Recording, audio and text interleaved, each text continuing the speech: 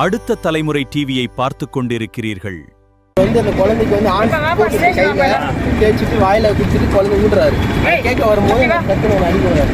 ஓடும் ரயிலில் குழந்தைக்கு ஹார்ன்ஸ் கொடுத்ததாக முதியவர் ஒருவரை தட்டி கேட்டதாகவும் வாலிபருக்கு அடி உதை கொடுத்த சம்பவம் போலீசாரை விசாரணைக்கு ஆட்படுத்தியுள்ளது.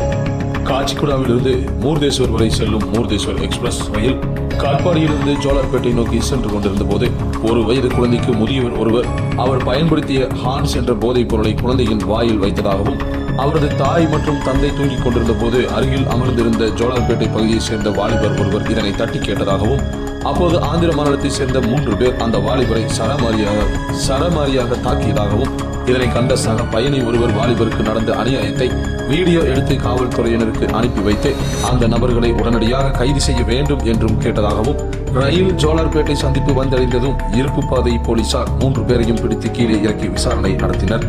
இதனைத் தொடர்ந்து இச்சம்பவம் அப்பகுதியில் பரபரப்பை ஏற்படுத்தியது.